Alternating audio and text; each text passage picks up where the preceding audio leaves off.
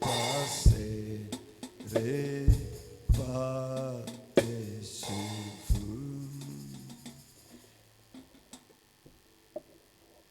Nous allons nous lever pour commencer notre réunion.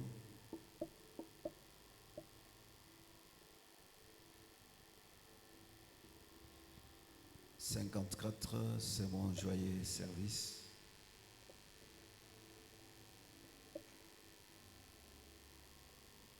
C'est mon joyeux service d'offrir à Jésus-Christ en vivant sacrifice, mon corps et mon esprit. Oh, accepte mon offrande, bien-aimé fils de Dieu. Alléluia, et que sur moi descende la flamme du Saint. Jésus accepte mon offrande,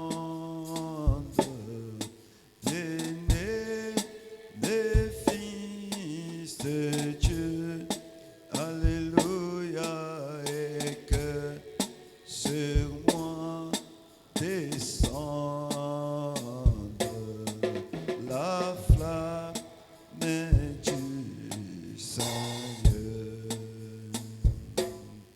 J'abandonne ma vie sans regret ni frayeur. À ta grâce infinie,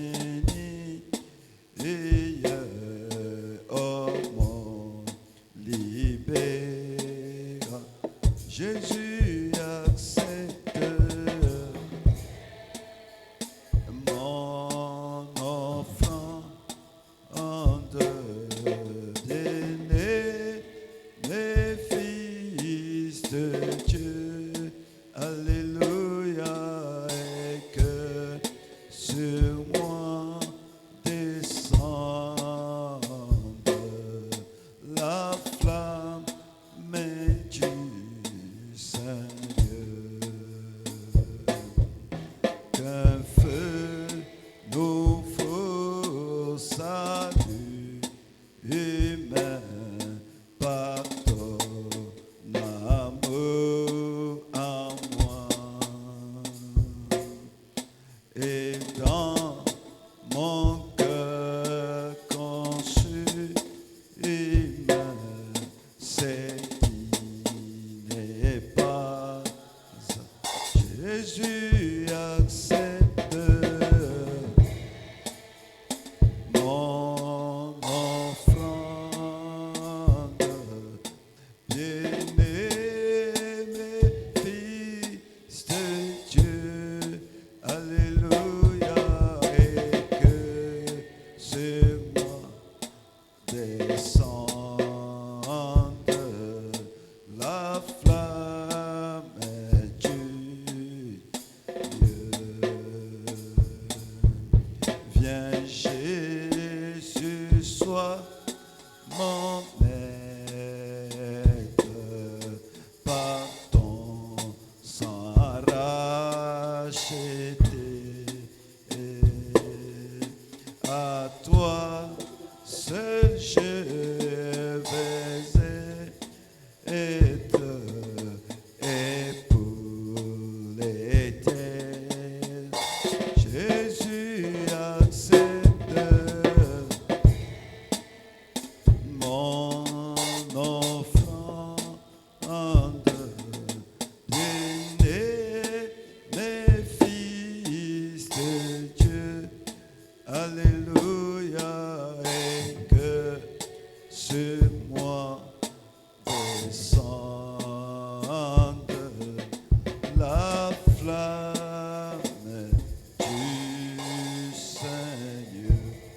Parlons au Seigneur, chacun de nous, dans la prière.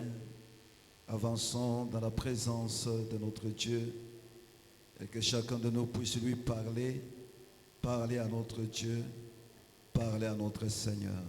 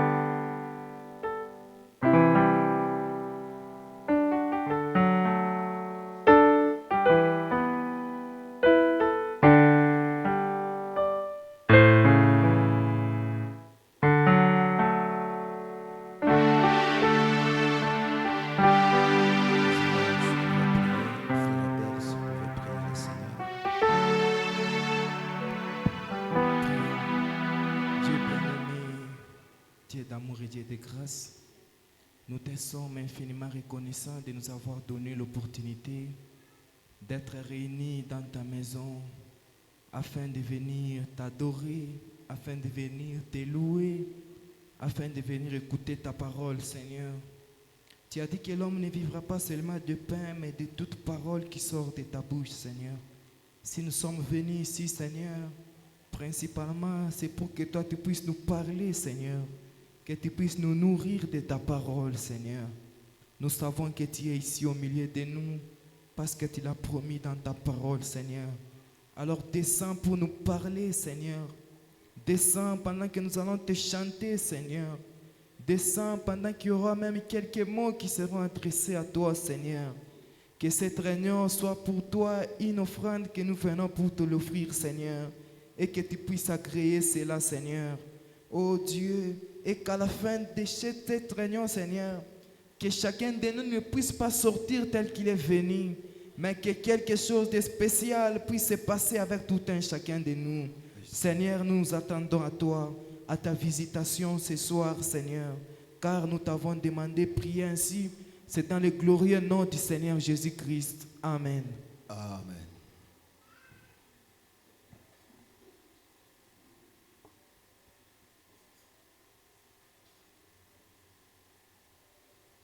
Alors nous allons nous apprêter pour louer notre Dieu, louer notre roi. Lui, il aime toujours quand nous chantons pour lui,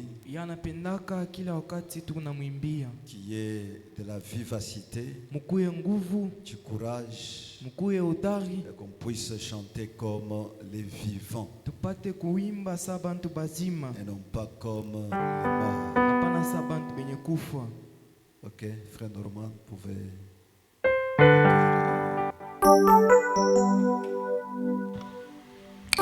Que Dieu vous bénisse. Nous allons adorer notre Dieu.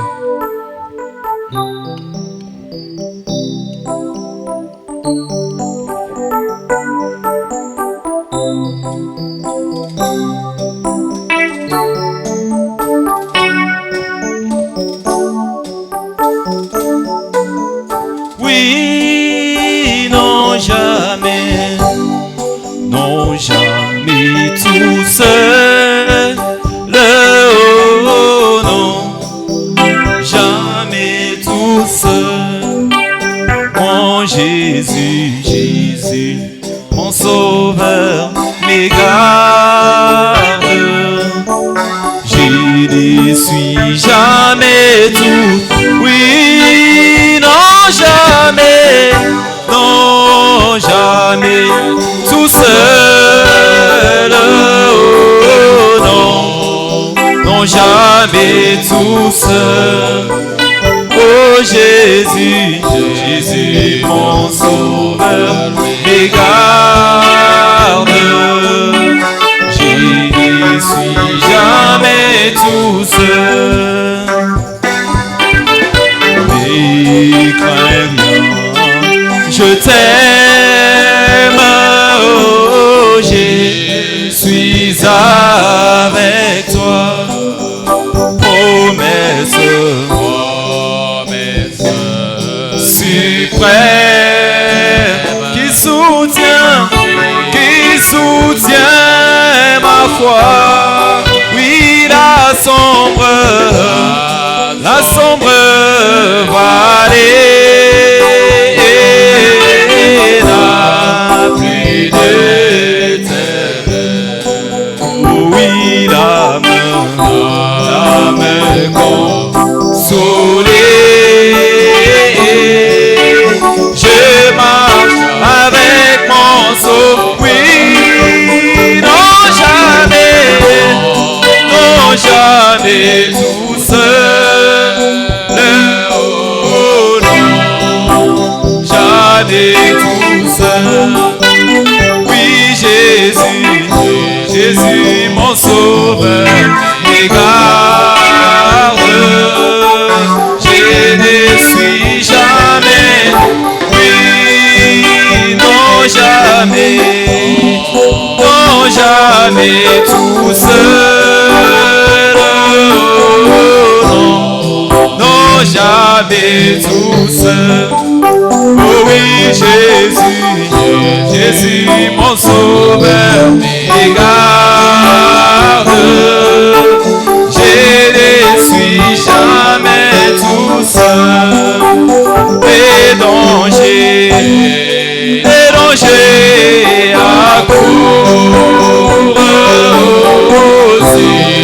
C'est inconnu. Oui, des pays en tout, mais plus près, Jésus. Oui, quand dans les voyages,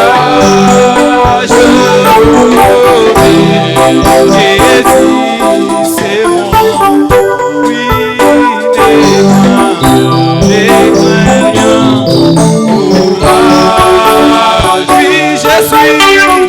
Je suis toujours avec toi. Non, jamais tout seul. Non, jamais. Oui, Jésus, mon sauveur, mes gardes. Je ne suis jamais.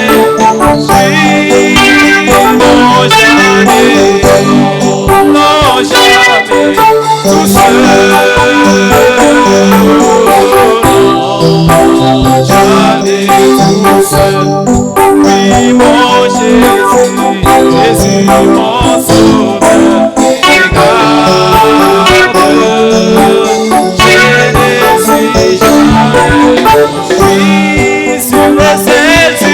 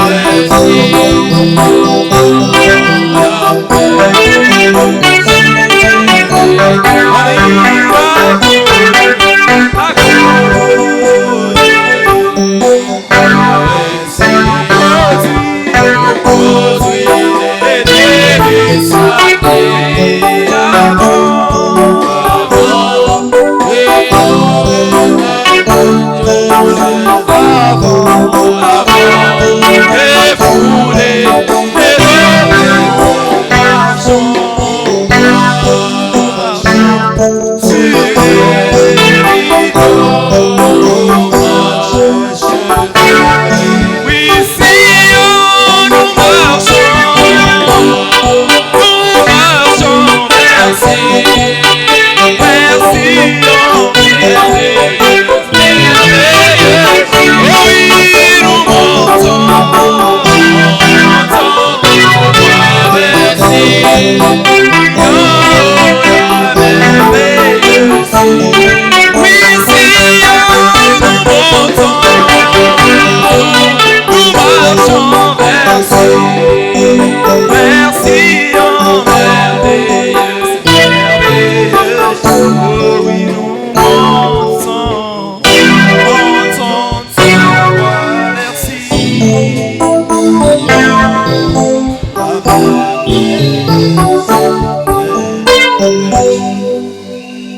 On peut acclamer pour la gloire de notre Dieu. Tunaweza kushangilia njoo utukufu ya Mungu wetu.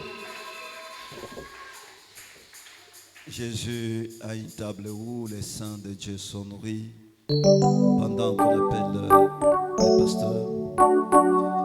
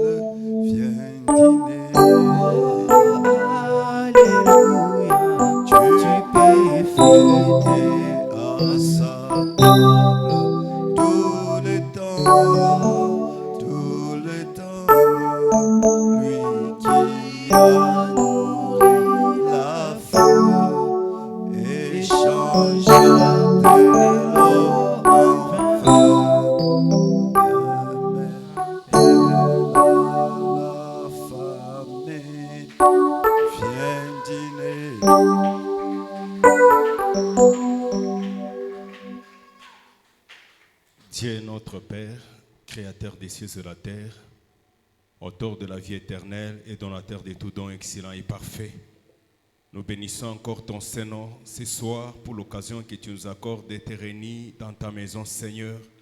Après t'avoir loué, Seigneur Dieu puissant, nous voulons maintenant écouter ta parole, Seigneur. Tu as dit dans ta parole que l'homme ne vivra pas de pain seulement, mais de toute parole qui sort de la bouche de Dieu. Seigneur Dieu, accepte à ce que toi, le glorieux Saint-Esprit, tu puisses descendre pour pouvoir parler à nos cœurs, Seigneur. Parce que la parole d'un homme donne la mort, c'est ta parole qui donne la vie, Seigneur. Ouais, moi, ouais, Seigneur de la gloire, l'interprète, ouais, l'auditoire, afin qu'ensemble nous soyons assis dans le lieu céleste en Jésus-Christ. Oh Dieu, pendant que ta parole sera proclamée, que toi, le Saint-Esprit, tu sois ici vivant, ici présent pour vivifier cette parole pour tout un chacun d'entre nous, Père. Nous recommandons ces instants entre tes mains. Oh Dieu, bénis Amour Divin Tabernacle, bénis le pasteur Alexis, bénis Seigneur de la gloire, Père, chaque membre de cette église éternelle, Dieu des armées. Oh Dieu, que chaque petit effort pour l'avancement de cette œuvre, Père, que toi tu puisses bénir cela, Père. Nous nous attendons à ta visitation. Tire gloire de cette réunion au nom de Jésus-Christ. Amen.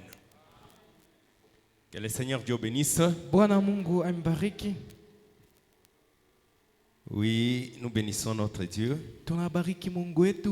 pour l'occasion qu'il nous accorde encore de nous réunir dans sa maison Juu ya bahati na atupa tena kukusanyika mnyumba yake. pour communier autour de sa parole. Juu ya kushiriki kando kando ya neno yake. Alors, sans toutefois tarder, nous allons nous tenir debout Bila ukawia utashimama yulu. pour lire les Saintes Écritures. Juu ya kusoma miandiko takatifu. Nous sommes dans les livres de 2 Rois. Tuko mkitabu ya Wafalme wa pili. 2 Rois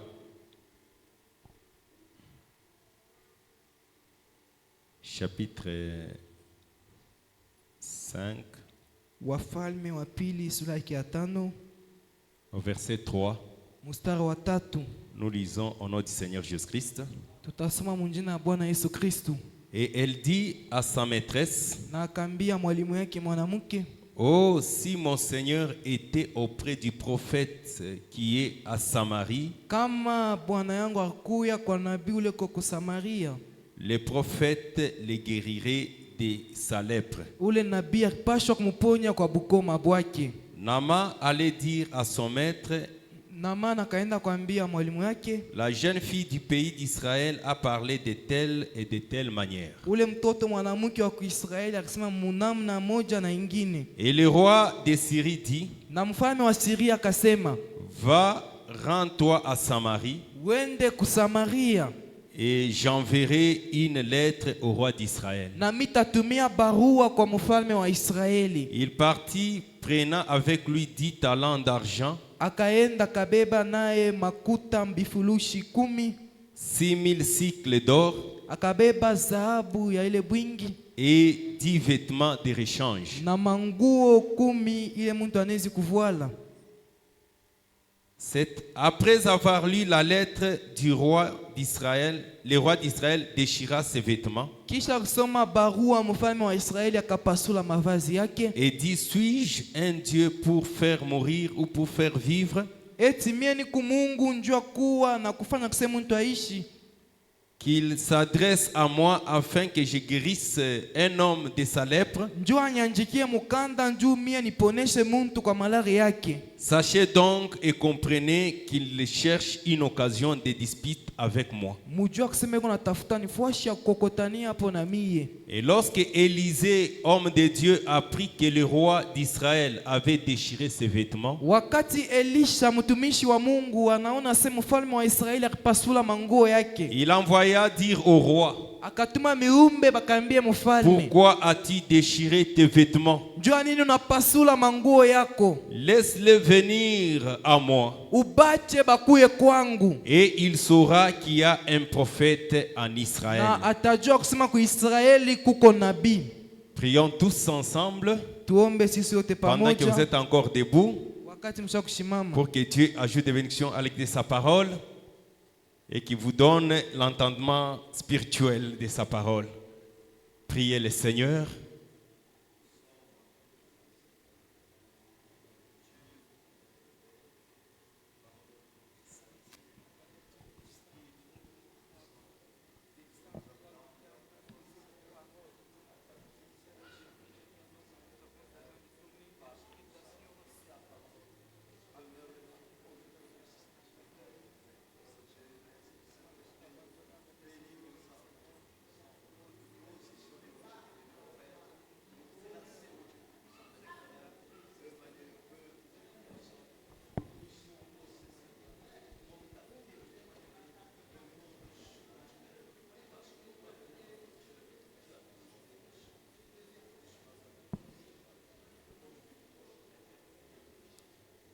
Dieu notre Père, nous te disons encore merci pour ces instants.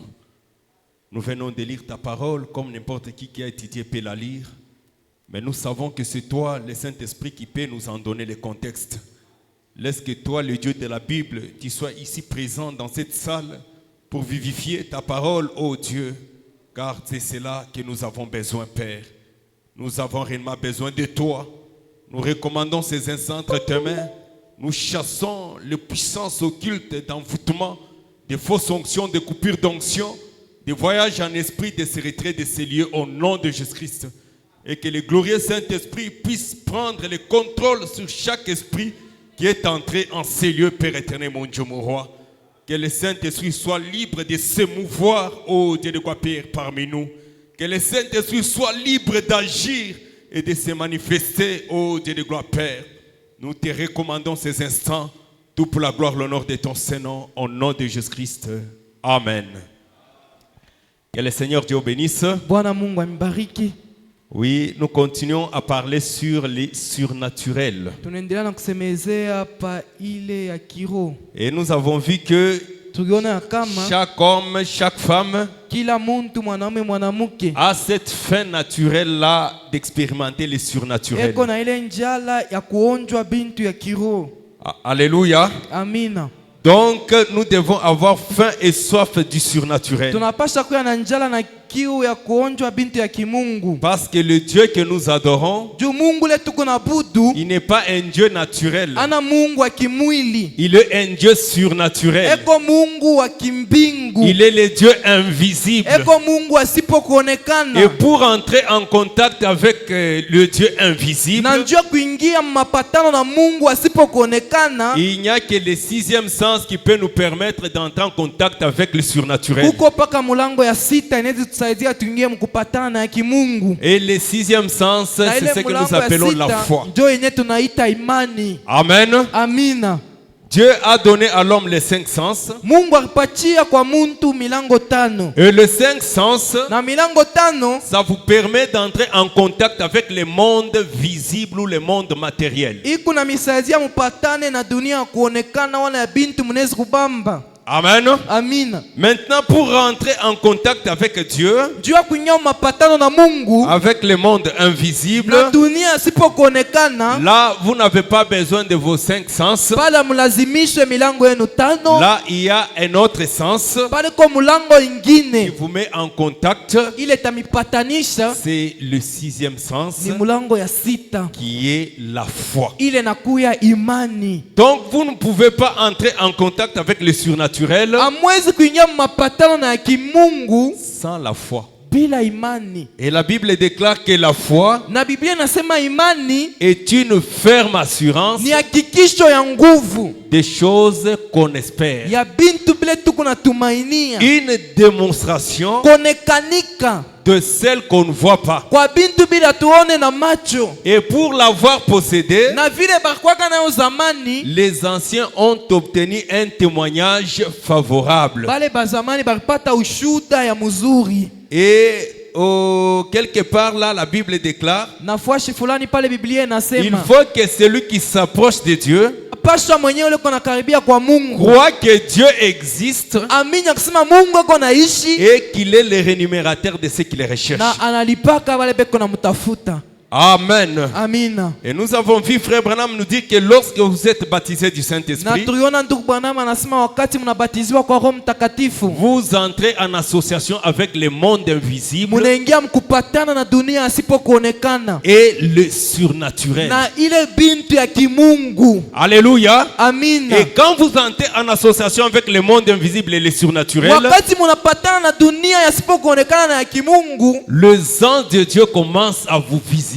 ba malaika ba Mungu bananza et kumitembelea, à vous donner des messages. bananza kumipa maushuda. Et vous devenez un homme mystique aux yeux des hommes naturels. Muntu asipo kueleweka kubantu.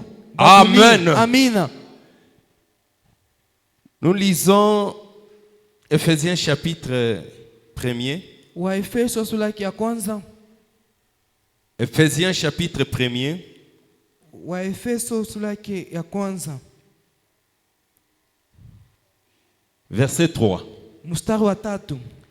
Béni soit Dieu le Père, Abarikiwe Mungu Baba, le Père de notre Seigneur Jésus-Christ, Baba wa Bwana Yesu Kristu, qui nous a bénis de toutes sortes de bénédictions de toutes sortes de bénédictions spirituelles dans le lieu céleste en Christ. ula kutubariki kwa mabaraka kila namna makao ya juu ndani ya Kristu. En lui nous avons été élus avant la fondation du monde. Na ndani yake balituchakula mbele hata misingi ya dunia. Au verset 9, Verset 9. nous faisons connaître les mystères de sa volonté Mukutujulisha masiri ya mapenzi yake selon les bienveillants desseins qu'il avait formés en lui-même. kufuatana na mapo ile alitayarisha ndani yake. Et lorsque nous sommes baptisés du Saint-Esprit, Na wakati bantu batizwa kwa Roho Mtakatifu, nous avons droit à toutes les bénédictions dans les lieux célestes. pale tuko na sheria kwa mabaraka yote ya mbingu, Toutes les bénédictions spirituelles, mabaraka yote ya kiroho ça devient notre. inakuya yetu. Et nous avons vu Frère Branham nous dire, il nous a bénis de quoi? Tu Bwana Marsema alitubariki kwa nini? Il nous a bénis de la préscience, Alitubariki na kutangulia kujua, de parler en langue, kusema mulugha interprétation des na langues, kutafsiri malugha, de guérison, mauponyaji de tous les dons du Saint-Esprit. na mazawadi yote ya Roho Mtakatifu. Amen. Amina. Donc le Saint-Esprit ne vient pas pour dormir chez vous. Roho Mtakatifu Mtakatifu akuye nje kulala kwako. Et pour que le Saint-Esprit puisse agir, Na njoo Roho Mtakatifu ipate vous kutenda. devez vous abandonner à sa volonté. Munapaswa kujachilia kwa mapenzi yake. C'est là que l'apôtre Paul nous dit ici dans Ephésiens Njoo pale mtume Paulo anatuambia mu que Efeso. Dieu nous a fait connaître le mystère de sa volonté. Mungu akitujulisha masiri ya mapenzi yake. Parce que quand la volonté de Dieu vous est révélée, Njoo wakati mapenzi ya Mungu banamifununia, vous n'allez pas faire des choses par imitation, hautafanya bintu mkufuatilisha. mais ça sera par révélation. Pale takuwa ni kupitia ufunuo. Nous sommes dans l'adoption partie 5. Kutiliwa kama mwana kipande ya 5. Suivez la prière que Frère Branham prie ici, Mufuate maombi vile ndugu Bwana ameko naomba hapa. au paragraphe 10. Paragraphe 10. Bénis-nous maintenant, Utubariki sasa. alors que nous abordons la parole. Hapa tunaanza kushikia neno.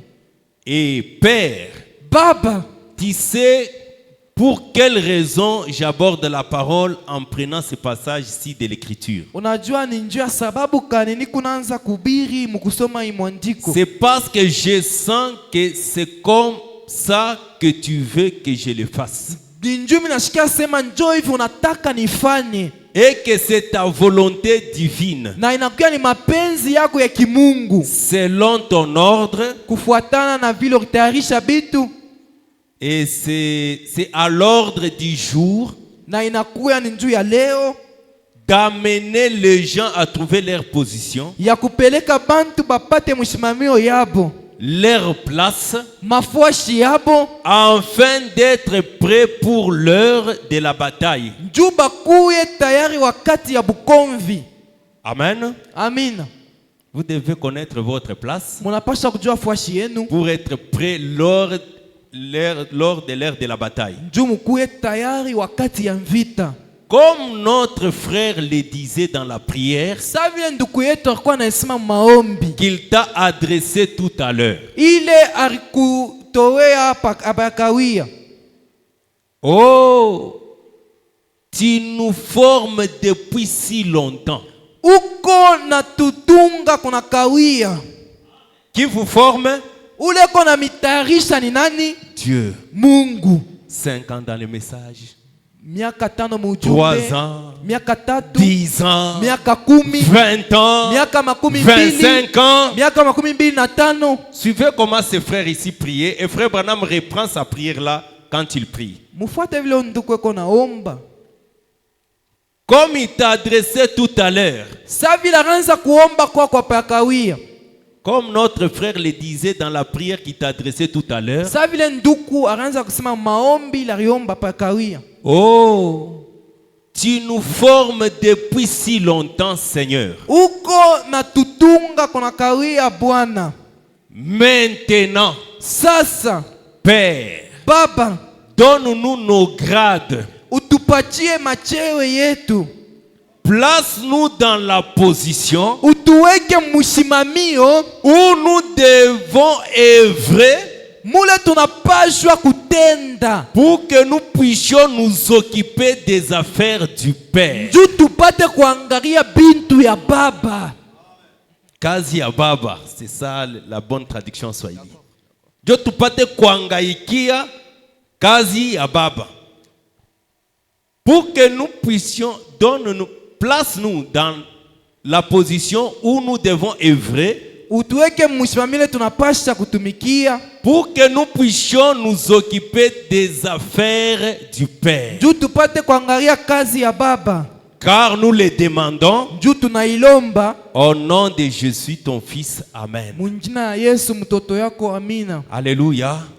La formation ne doit pas être éternelle. Ile mafundisho haizi kuwa ya milele. Dieu doit vous donner vos grades. Mungu anapaswa kumipa macheo yenu. Vous placez dans la position Kumiweka msimamio où vous devez les servir. mule munapaswa kumtumikia. Donc votre passage sur cette terre, Ni kusema kupita kwenu pa bulongo ça ne doit pas être inutile. haiwezi kuwa ya bila lazima. C'est pourquoi ce soir, Ndio kwa maana hii il magharibi faut que Dieu vous révèle le mystère de sa volonté pour votre vie. inapasha Mungu amifununie masiri ya mapenzi yake juu ya maisha yenu. Parce que chacun d'entre nous ici Juu kila mmoja wetu hapa a un mystère. eko na siri. Donc la volonté de Dieu pour tout un chacun, Mapenzi ya Mungu juu ya kila mmoja hapa c'est un mystère. inakuwa ni siri. La volonté de Dieu pour ma vie, Mapenzi ya Mungu juu ya maisha yangu ce n'est pas la même volonté pour ta vie. aina moja moja juu ya maisha yako, Ce n'est pas la même volonté pour l'autre. aina moja moja juu ya mwingine. Chacun Kila mtu a une volonté eko na mapenzi de Dieu sur sa vie. ya Mungu yule ya maisha yake. Au paragraphe 15, Paragraphe 15. nous allons commencer au verset 8. Tutaanza pa mstari ya 8 C'est toujours adoption, partie 5, paragraphe 15 mpaka ile mahubiri ya adoption, paragraphe 15 jusqu'à 17. kufika na 17. Nous allons commencer au verset 8 pour reprendre un peu les contextes. Tutaanza pa verset 8 ndio tuelewe mzuri. Que Dieu a répandu abondamment sur vous par toute espèce de sagesse et d'intelligence. Mungu alisambarisha lulu kupitia hekima yote na akili yote, Nous faisant connaître mukutujulisha le mystère de sa volonté. siri ya mapenzi yake. Suivez. Mfuate Paragraphe 16. paragraphe 16. Le mystère de sa volonté. Masiri ya mapenzi yake. Vous vous rappelez comme nous nous sommes attardés là-dessus? Munakumbuka vile tunakawia pale? Combien étaient ici ce matin? Bangapi barikuya pa hii asubuhi? Montrez voir. Moneshe. Nous avons insisté Turikazia. tout particulièrement là-dessus. Tunakazisha sana pale yulu. Les mystères de sa volonté. Masiri ya mapenzi yake. Donc, Ni kusema ce n'est pas une petite chose là. aina kakintu kaloko pale. Est-ce qu'on peut dire amen? Le mystère de la volonté de Dieu dans votre vie, ce n'est pas une petite chose. Siri ya mapenzi ya Mungu maisha yenu wana kintu kidoko. Suivez. Mfuate. Donc, ce n'est pas une petite chose là. Aina kakintu kadoko pale. C'est un mystère. Inakuwa ni siri. La volonté de Dieu Mapenzi ya Mungu est un mystère. ni siri.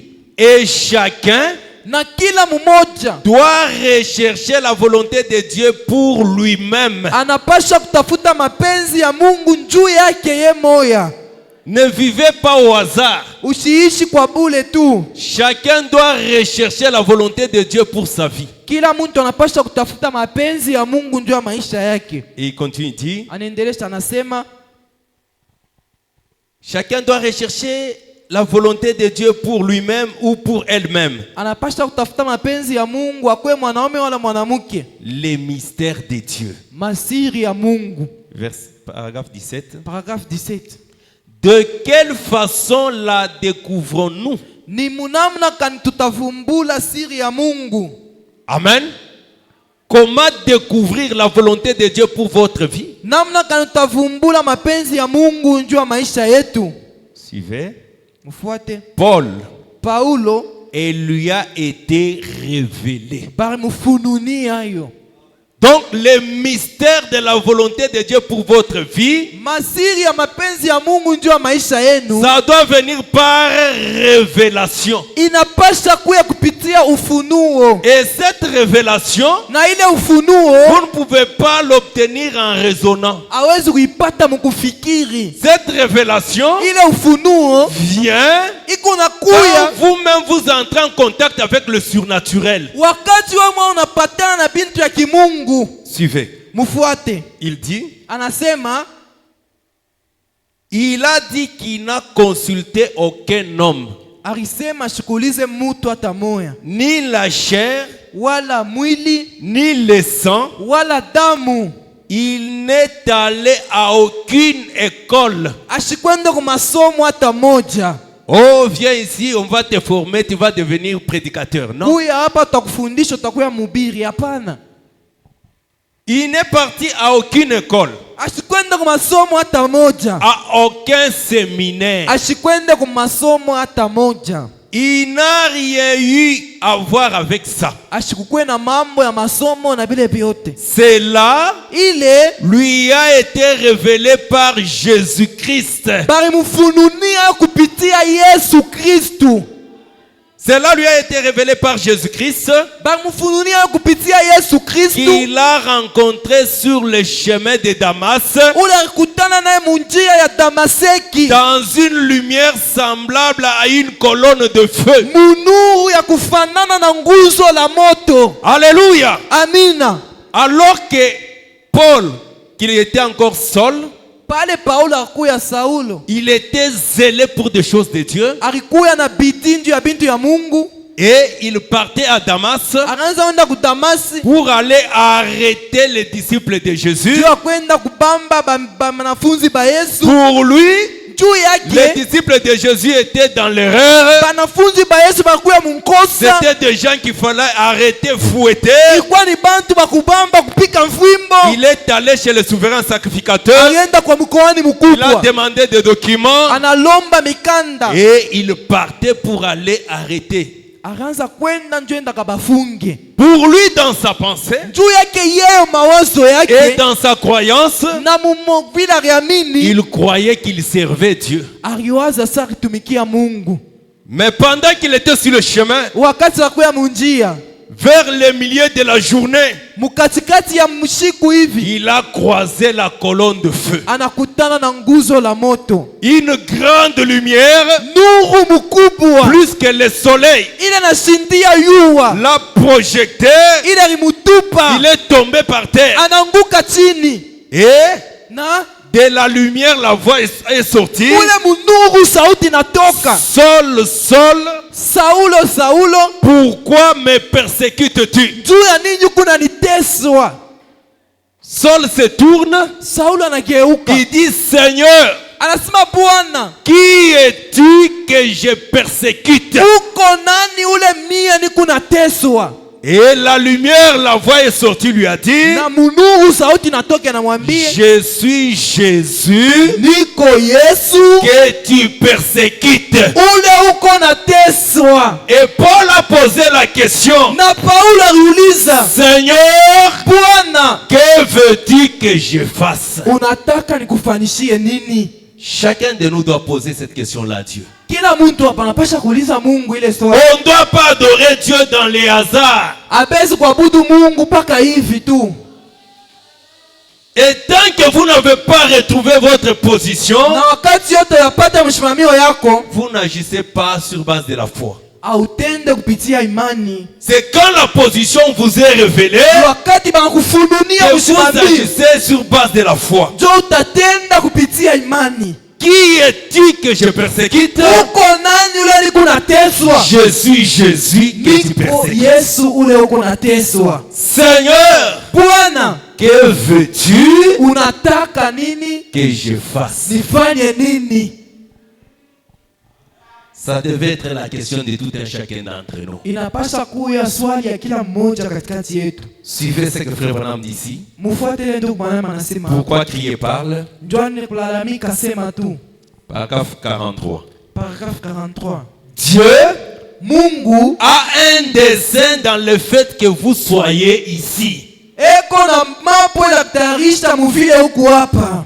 Mon frère, Ndugu yangu, ma soeur, dada ce yangu, n'est pas un hasard que vous soyez ici. aina mshutusho ukuye hapa. Dieu du ciel Mungu wa a mbingu un dessein eko na qui mambo fait que vous soyez assis ici. muvile huku hapa. Est-ce que vous le croyez? Eti mnaamini? Dieu a un dessein Mungu eko na mambo dans le fait que vous soyez assis ici. mwile tendo kusema msha kuikala hapa. Voyez, Munaona? si seulement vous pouvez atteindre ce niveau-là, Kama tunaweza kufika mwile hatua ile, combien de difficultés vous épargnerez à Dieu et à vous-même. Utaepusha magumu ya mingi kwa Mungu na kwako wewe moya. Est-ce que vous comprenez?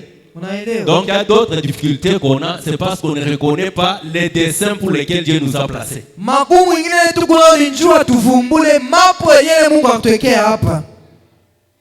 Ce n'est pas que vous avez péché, Ana sona tenda nzambi, mais le problème est que mambo ni vous ne connaissez pas les desseins pourquoi vous êtes là. aujue kile kenyewe bakuwekea pale. Et frère Branham dit, Na ndugu Branham anasema si nous pouvons atteindre ces niveaux-là, kama tunaweza kufika mkile kipimo, quel niveau kipimo de kale connaître quel est le dessein de Dieu dans ma vie. ya Pourquoi kujua ni mambo ya kani ya Mungu maisha yangu. combien de difficultés vous épargnerez à Dieu Ni magumu kani ya mutapatia tena Mungu et à vous-même. na kwenu wewe penyewe. Paragraphe 45, Paragraphe 45 il dit, anasema je pense mimi nawazia que tout homme mtu wote ou une femme, akuye mwanamke un mwanaume, garçon kijana ou mwanamke, une fille, kijana mwanamke, je pense, mimi nawazia avec une conception intellectuelle de la parole et tout, na kuelewa neno na kujifunza na vyote ne peuvent jamais avoir un parfait fondement ashezi kuwa na misingi ya kamilifu avant d'avoir rencontré cette lumière mbele ya kukutana na hii nuru qui amène cette parole à une réalité. ile nuru iko naleta hii neno inakuya ukweli. Et nous avons vu que quand le Saint-Esprit entre dans le cœur humain, Tuliona wakati Roho Mtakatifu inaingia moyo ya mtu, il entre comme un petit bouton. inaingia saka buton kadoko, Donc la lumière qui entre là à la dimension d'un petit bouton. ile nuru inaingia kuna bunena ka buton kaloko Et ça doit grandir. na inapaswa kukomea. Et avant de rencontrer la lumière, Na mbele ya kukutana na nuru tout ce que tu as, c'est une conception intellectuelle. ile yote kuna elewa tu bintu kufuatana na akili yako ya bumuntu, Mais lakini nous sommes appelés tous à croiser cette lumière. si pote banatuita tukutane na ile C'est nuru. la lumière Ni nuru qui amène la parole à une réalité. iko naleta neno na kuya Qui ukweli, fait sortir le Dieu de la Bible, inatosha Mungu wa Biblia, le Dieu de l'histoire, Mungu wa pour qu'il hadithi, devient le Dieu au temps présent. anakuwa Mungu wa hapa sasa. Suivez. Mfuate.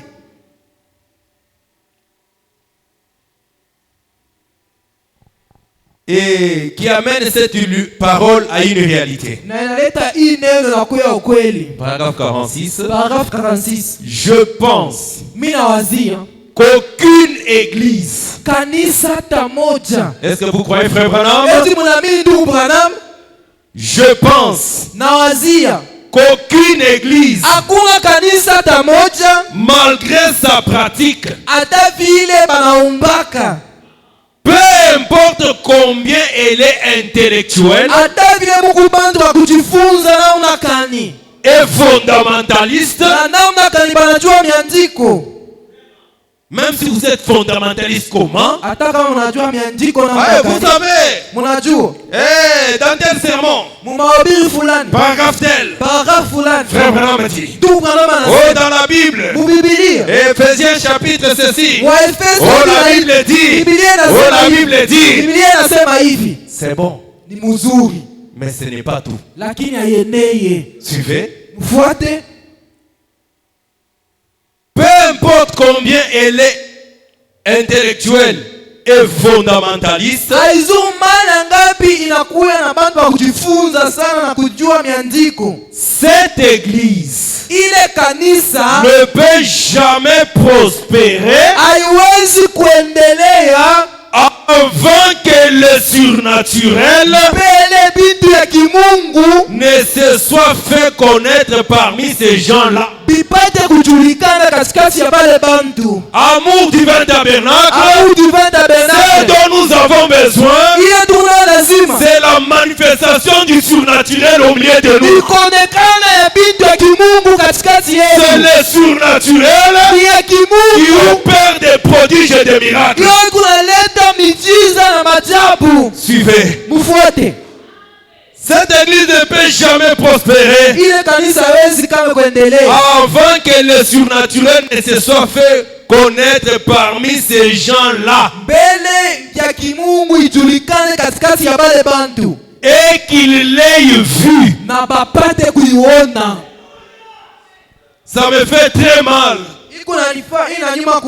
Je disais, Seigneur, je ne peux pas seulement parler du surnaturel. Je ne peux pas seulement me tenir ici pour expliquer le surnaturel. Le surnaturel n'a pas besoin d'être expliqué.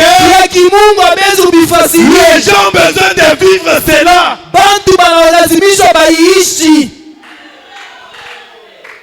Et c'est ma prière que le surnaturel puisse se manifester ici. Et que chacun puisse l'expérimenter. Sinon, je suis un faux témoin. Ça ne me servait à rien de prêcher Dieu des miracles, Dieu de ceci, si Dieu ne peut pas confirmer sa parole.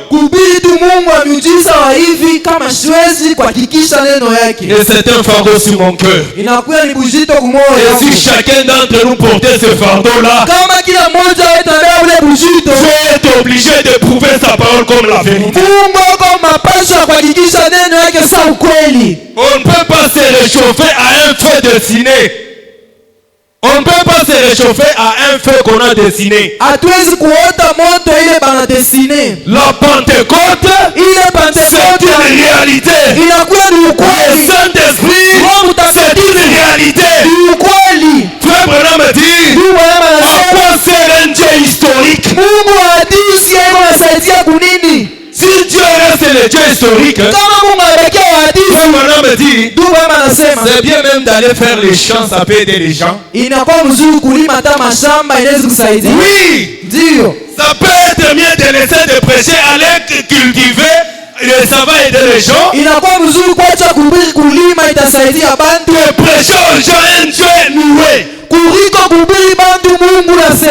Non, ce soir je le défie. Il doit confirmer sa parole.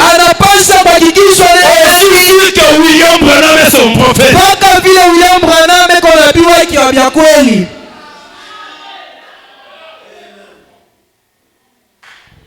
Quelque chose qu'il ait vu. Suivez. Quelque chose avec lesquels ils peuvent parler. Quelque chose avec lequel ils peuvent parler. Et qu'il leur répondra. Dieu n'est pas une idole. On prie là, silencieux, non.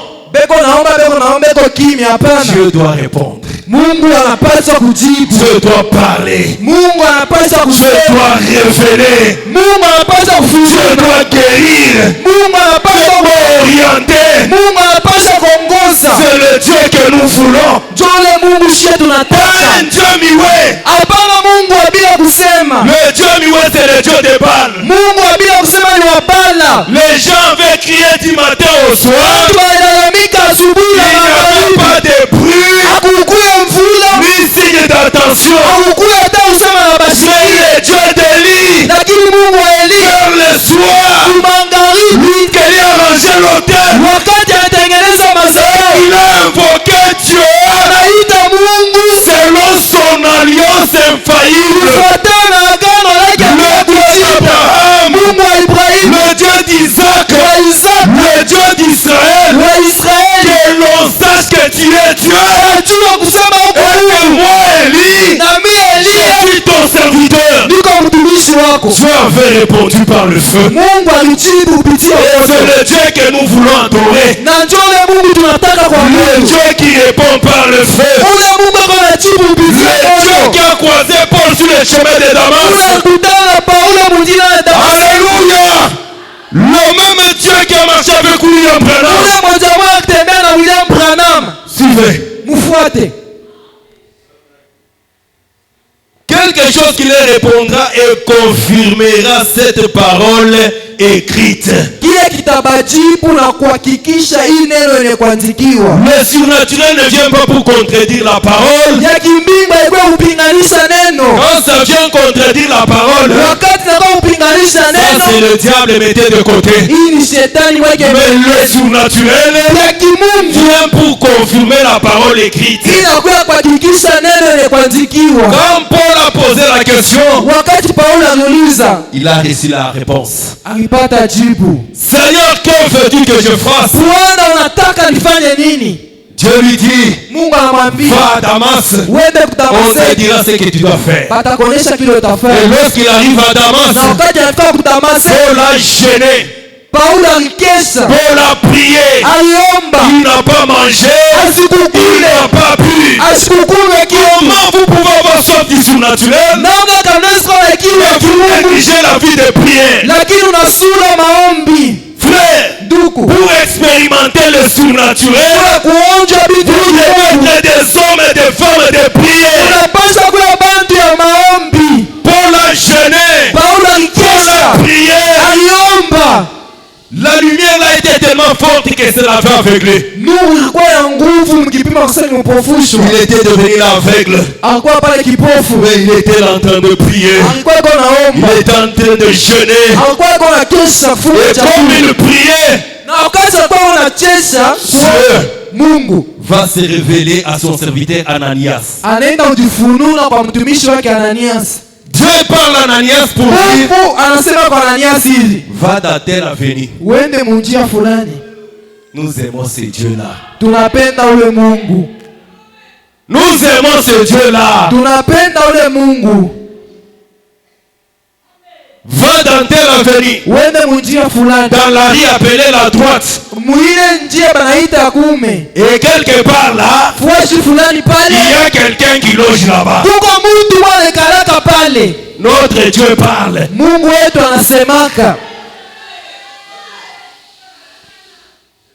Vous allez trouver là-bas un certain Paul. Saul de mutakuta Tarse. muntu mwa Paulo wa kutaksi, Il est en train de prier eko naomba et dans sa vision, na muonyo yake il t'a vu toi, quelqu'un du nom d'Anania, prier pour lui. anakuona wewe muntu wanaita Anania, kuna muombea. Et Anania dit au Seigneur, Anania anaambia Bwana, oh Seigneur, oh Bwana, comment tu peux m'envoyer vers cet homme? namna kanaweza kunituma kwa Cet yule mtu. homme-là est en train de faire du mal à ton église. Ule mtu weko na tesa unafanyisha kanisa kwa kubaya. D'ailleurs, quand il est venu ici à Damas, Pale kuya hapa kudamasi c'est pour arrêter les gens, les ligoter. ni njoo kubamba bantu bafunga.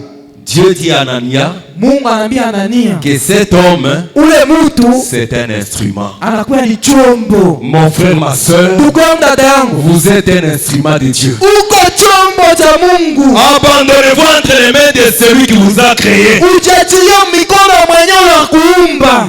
Et Dieu lui dit c'est un instrument. Anamwambia wewe ni chombo. Anania est parti Anania alienda sous la conduite du Saint-Esprit. chini ya uongozaji ya Roho Mtakatifu, Le surnaturel conduit. ya kimbingu kuna muongoza. Alléluia. Amina. Nous aimons un Dieu comme ça. Tunapenda Mungu wa vile.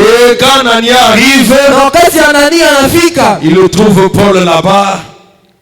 Et Anania lui dit, anakuta pale Paulo na Paul mon anamwelezea, frère, Paulo ndugu yangu, le Seigneur m'a envoyé Bwana alinituma pour prier pour toi, njoo kuombea afin que tu reçoives le Saint-Esprit. upokee Roho Mtakatifu. Et il lui a imposé les mains. Anamtilia mikono, Paul a reçu le Saint-Esprit. Paulo anapokea Roho Et Mtakatifu, il a été baptisé. alibatiziwa, Il a commencé à prêcher l'évangile. anaanza kuhubiri Injili. Et il avait reconnu le mystère de la volonté de Dieu pour sa vie. Alifumbula siri ya mapenzi ya Mungu ndio ya maisha yake. Et lui-même dit, quand il a quitté là, il est parti en Arabie Saoudite où il a fait 3 ans Anasema akitoka pale aenda kwa Arabia kula kufanya miaka 3. en méditant sur la parole, Eko najifunza en neno, priant. eko naomba, Et il nous a écrit le Nouveau Testament ici anatuandikia agano jipya hapa par révélation. kupitia C'est ufunuo. pourquoi Paul, quand il parle, Njoo kwa maana il wakati dit que Paulo anasema, l'évangile que moi, Paul, je vous prêche, eko nasema hii Injili mimi Paulo n'est pas d'un ninahubiri homme. aina ya mtu Je l'ai ni appris, mi haba ni kunifundisha je suis d'un homme, wala mtu mais c'est asifundishe, par la révélation du Seigneur Jésus-Christ. Nitupitie ufunuo ya Bwana Yesu Kristo. La révélation, c'est quelque chose de très important. Ufunuo ni kitu kya kawaida sana. Et en ce temps de la fin, Na mwi wakati ya mwisho, Frère Branham, ndugu Branham, Dieu l'a suscité. Mungu alimlamusha. Il voyait des visions. Alikuwa anaona maonyo. Il pouvait entendre des voix. Aliweza kusikia masauti. Et chaque fois qu'il parlait ça à ses collègues ministres, pasteurs, Na kila wakati anaanza mbia benzake batumishi bahubiri, le pasteur, bahubiri bapastor, le prédicateur bahubiri lui disait que wanaanza mwambia kama les choses là, bile bitu ce sont les devins et les spirites qui expérimentent cela. ni bantu ya buloji njo banaonjwaka bile. Est-ce que vous comprenez? Eti mnaelewa? Ça intriguait un peu Frère Branham. Na ile ilimgusa ndo Branham. Comment moi j'écris pour être un chrétien? Mimi niliamini njo akuya Mkristo. Mais comment on me dit que les visions que je vois, Namna kani banasema maonyo mimi napataka. les choses que j'expérimente, Bitu mimi naonjwaka. c'est pour les sorciers, c'est pour les spirites. Inakuwa ni bya baloji, bya bantu ya buchawi. Un jour, il demande à un ministre. Ce ministre-là lui a dit, oui, ce sont les spirites, les gens des bonnes aventures qui sont possédés par des esprits comme ça. Frère Branham a dit à ce ministre-là, veuillez prier pour moi pour que Dieu puisse ôter cela. Et Frère Branham s'est agenouillé. Et le ministre-là a chassé ça. Branham était sincère, mais dans l'ignorance. Le ministre avec qui il parlait, il n'avait jamais expérimenté le surnaturel. Voilà pourquoi il est parvenu à chasser ceux qui ne pouvaient pas être chassés. Et chaque fois que Frère Branham sentait cette présence-là, il se rappelait ce que les autres ministres lui disaient. Un jour, pendant qu'il a senti encore la même présence-là, Meda avait remarqué. Meda, chérie, qu'est-ce qui se passe? Oh non, il n'y a rien. Dans son cœur, Frère Branham a pris la décision. Il a dit, je dois aller prier pour que Dieu puisse enlever cette chose ici. J'aimerais être aussi comme les autres prédicateurs. Ils prêchent seulement, il n'y a pas de vision, il n'y a pas de ceci, mais ils sont là. Et il est allé à la montagne. Il a dit à Meda, je m'en vais. Si Dieu ne me répond pas, je vais mourir là-bas. Toi, tu dois rester t'occuper de Billy Paul. Il faut veiller pour que Billy Paul puisse terminer ses études. Les outils des travaux sont là. Les outils de travail, là où il travaille, dans l'entreprise, travaille. Si je ne reviendrai pas au bout de 3 jours, alors tu vas remettre ces outils à la société où je travaille. Moi, j'en ai assez, il faut que Dieu me réponde. Et il est allé à la grotte pour aller prier.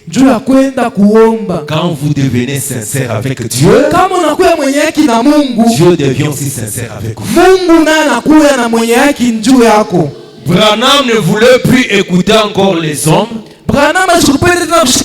Il voulait que Dieu lui-même puisse lui débarrasser de ce qui le dérangeait.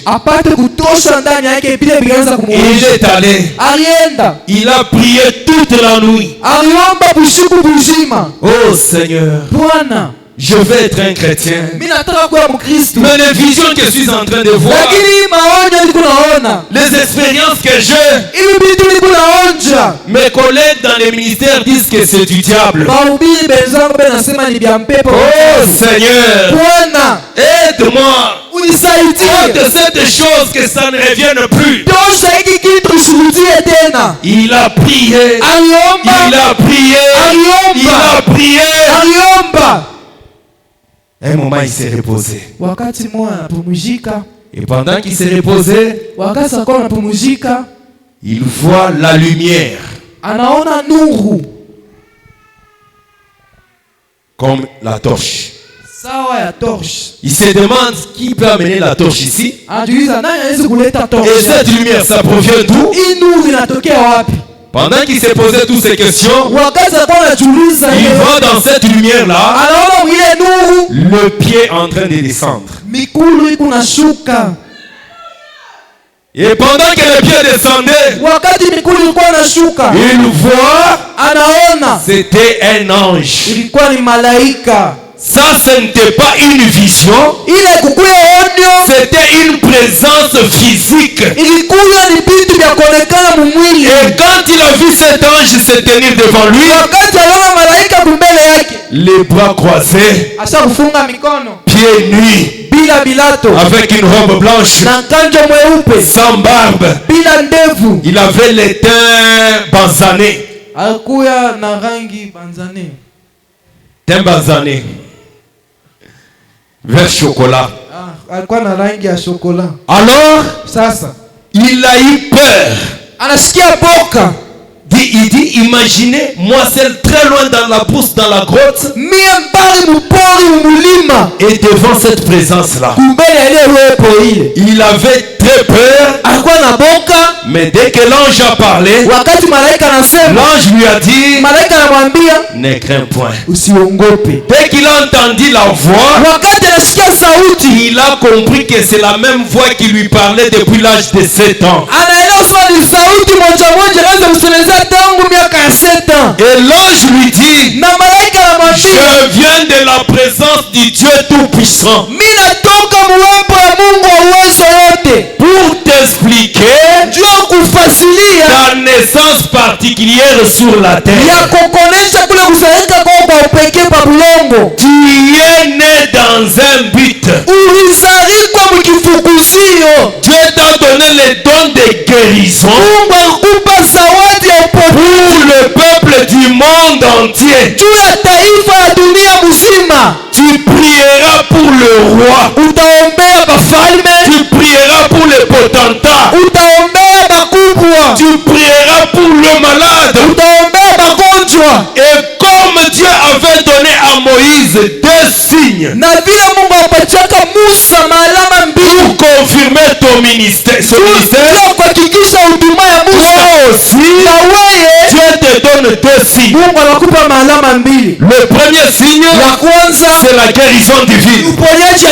Lorsque tu vas prier pour les malades, tu vas tenir à la main comme ça, et il y aura des vibrations. Et quand tu pries, dès que la maladie est partie, ces vibrations-là vont s'arrêter. Là,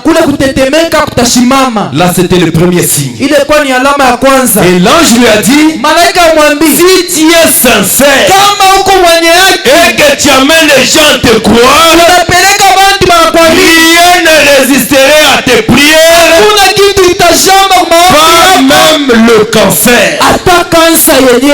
Et si tu continues toujours à être sincère, je vais ajouter le deuxième signe, ça sera le discernement. Tu vas commencer à discerner le pensée des hommes et des femmes. Et l'ange a commencé à expliquer Frère Branham. Regardez même dans la Bible, quand Jésus est venu, les pharisiens et les sadducéens, ils appelaient Jésus-Christ que c'était Belzébul, le chef des démons. Mais les démoniaques appelaient Jésus fils de Dieu. Donc c'est le même esprit. Et Frère Branham a compris. Donc c'est ça. Là je ne peux pas écouter encore ce que les prédicateurs peuvent me dire. Je dois aller de l'avant pour faire ce que Dieu m'a dit. Njoo kufanya vile Mungu ananiambia. Quand il va par là, son pasteur, le pasteur Davis, Wakati anaenda kusemeza kwa Pasteur Davis, le pasteur Davis commence à se moquer de lui. Pasteur Davis anaanza kumchekelea. Toi, avec le niveau d'école primaire, Wewe na masomo yako ku primaire, où est-ce que tu vas aller? utaenda na wapi? D'ailleurs, la médecine a déjà développé, c'est déjà développé. Lakini bunganga bushakuevolue. Mais frère Branham croyait ce qu'il avait expérimenté. Ndugu Branham akona mini kile alionjwa. Et Dieu a confirmé cela. Na Mungu alihakikisha Et hili. chaque fois quand il se tenait, Na kila wakati il alisimama, pouvait défier le diable haliwezi kukemea diabolo. pour dire que toi, Satan, Njoo kusema wewe tu shetani, n'as aucun pouvoir sur moi. hauna na uwezo hata mwa yule yangu. J'ai été commissionné par le Dieu Tout-Puissant. Alinipatia hii kazi kwa Mungu wa uwezo wote. Prier pour les malades. Juu ya kuombea magonjwa. Alléluia. Haleluya. Et quand il lançait les défis comme cela, Wakati anaanza kukemea sana, aucune maladie ne pouvait tenir. hakuna malaria hata mwa huwezi kusimama. Pourquoi? Juu ya Il y nini? avait une présence surnaturelle Kulikuwa uwepo ya qui kimbingu l'accompagnait partout. ila kuwa na msindikizo fasi Et yote. le même Dieu de William Branham, Mungu moja moja c'est William le même Branham. Dieu que vous et moi nous croyons. Mungu moja moja wewe na Et mimi nous tunaamini. devons nous attendre aux prodiges et aux Na miracles. tunapaswa kuchunga miujiza na majabu. Voilà pourquoi dans la Bible, là où nous avons lu, Njoo kwa maana Biblia pale tukisoma, cette fille, ule mtoto mwanamke c'était une petite fille juive alikuwa ni Muyuda, qui s'est retrouvée dans le camp de général Naaman là-bas, chez les Syriens. anajikuta muinchi wa Basirienne. Lorsqu'elle a vu le général qui avait la lèpre, Wakati anaona shefu wa jeshi na Bukoma, cette fille-là ule mtoto mwanamke croyait au surnaturel. aliamini ya Il kimungu. savait que dans le camp d'Israël, Alijua sema mukambi ya il y Israeli a un prophète. kuko nabii. Et frère Branham me dit, Ndugu mama asema, assez qu'on sache dans la Bible ici, muvile tunajua mubibilia, Élisée n'a jamais guéri un lépreux. Elisha ayaponeshaka muntu wa Bukoma. Il n'y a jamais eu un témoignage dans la Bible ici que Élisée avait guéri un lépreux. Akuyakuweka ushuhuda mbibilia kusema Elisha anaponesha wa Bukoma. Le premier cas, Mambo ya kwanza c'est le cas que la fille là a soulevé là-bas. ni ile ule mtoto mwanamke alilamusha pale. Donc la fille là croyait Ule mtoto mwanamke que le aliamini Dieu d'Israël Mungu wa Israeli était capable de tout. aliweza yote. Amen.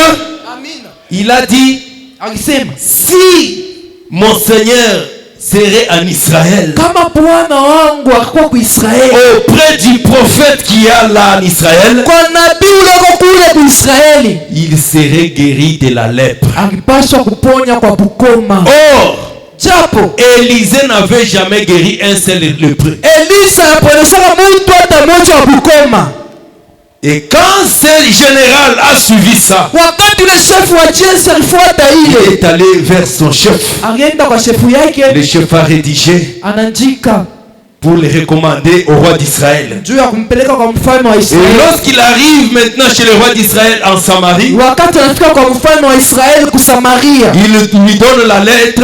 anamupa barua. Le roi ouvre la lettre. Mfalme anafungula barua. Oh, moi, le roi de Syrie, Mie mfalme wa Siria, je t'envoie mon général Naaman mimi nakutumia jemadari wako pour que Naamani tu puisses le guérir. de juu la upate lèpre. kumuponya kwa Bukoma. Quand le roi écoutait ça, Wakati mfalme le anashikia roi hivi, déchirait ses habits. mfalme anapasula manguo, Il a dit, suis-je Dieu pour faire guérir cet homme? anasema eti mie ni kumungu juu mtu apone. Il me cherche la guerre. Eko natafuta ni mvita na Et mimi. quand Élisée a appris que le roi Na wakati Elisha alijua sema a mfalme déchiré ses habits, anapasula manguo yake, Élisée a dit, oh roi, Elisha anasema o mfalme, pourquoi tu as déchiré les habits? jua nini unapasula manguo? Pourquoi? Juu ya nini? Emmenez-moi ces gens-là. Uniletee bale bantu. Ils sauront qu'il y a un prophète en Israël. Watajua kusema muisraeli muko nabii. Alléluia. Haleluya. Et Naaman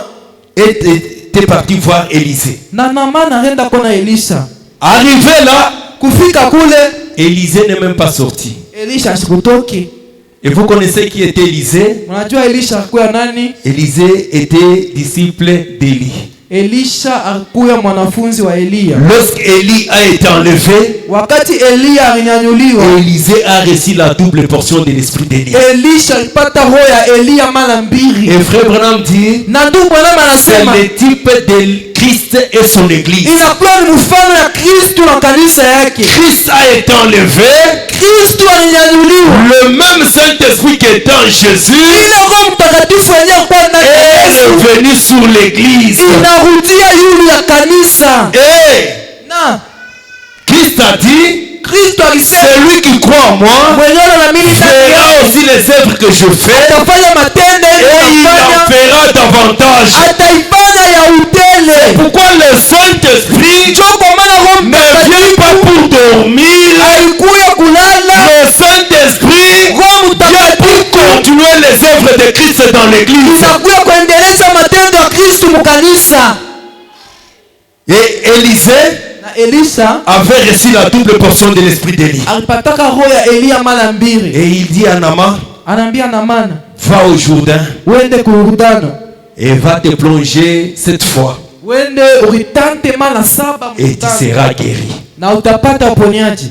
Naaman regarde, Naamani angalia, il était orgueilleux. alikuwa na kiburi. Il dit, moi tout un général, Mie jemadari mzima, j'arrive, mimi nafika, il ne sort même pas pour me saluer. ashitoki hata kunilamukia. Ça c'est quelle impolitesse. Hii ni kukosa heshima kani?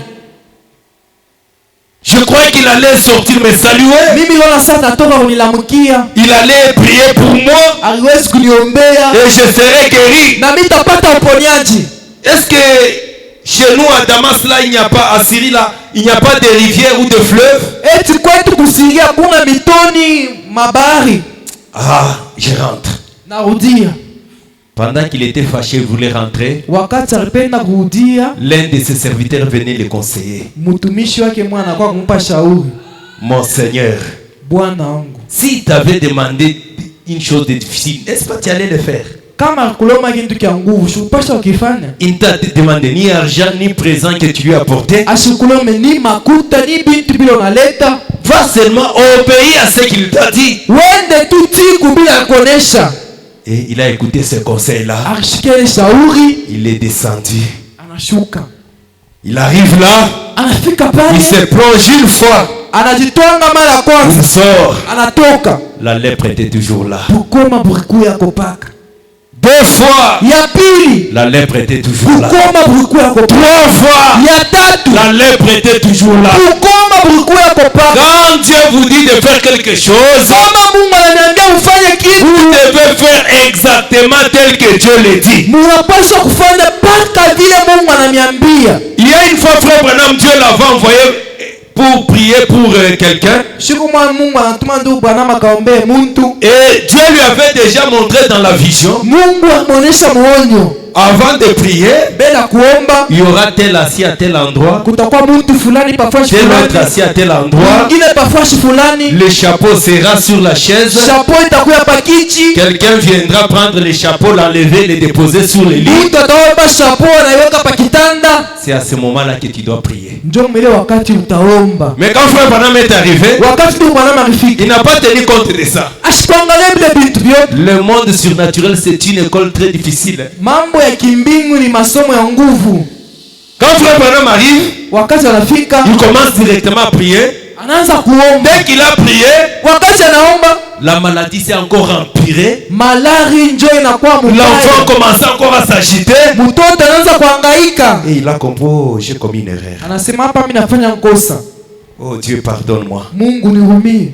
Il est resté là. Anabakia pale, Il attendait anaanza pour kuchunga. voir l'accomplissement de ce que Dieu lui avait montré dans la vision. Njoo kuona kutimizika kwa vile Mungu amuonesha muonyo. Et à un moment donné, Na wakati fulani il a vu la grand-mère qu'il avait vue en vision venir entrer. Il a dit, ok, ça y est. anaona ule nkamba, anaona muonyo, anaingia, anasema hapana. Parce que quand il priait, la grand-mère là n'était pas là. Njoo wakati ayomba kwanza ule nkamba shukasha. Or, pour accomplir la vision, il fallait que la grand-mère là soit là. Njoo onyo itimizike, pasha ule nkamba kuye pale. Et dès qu'elle est entrée, Wakati anaingia, il fallait qu'elle déplace les chapeaux.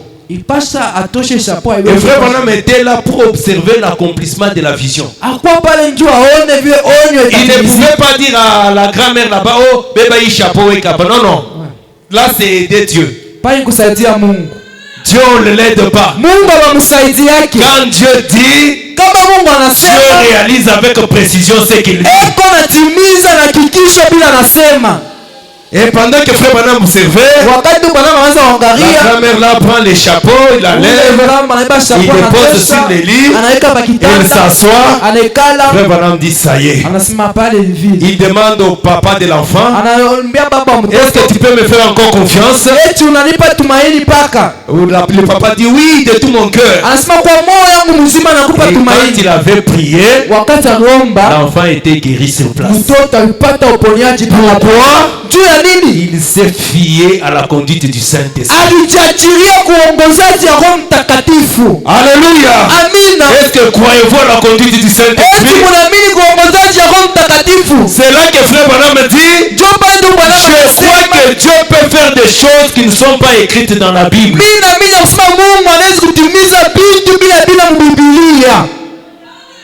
Est-ce que vous le croyez aussi?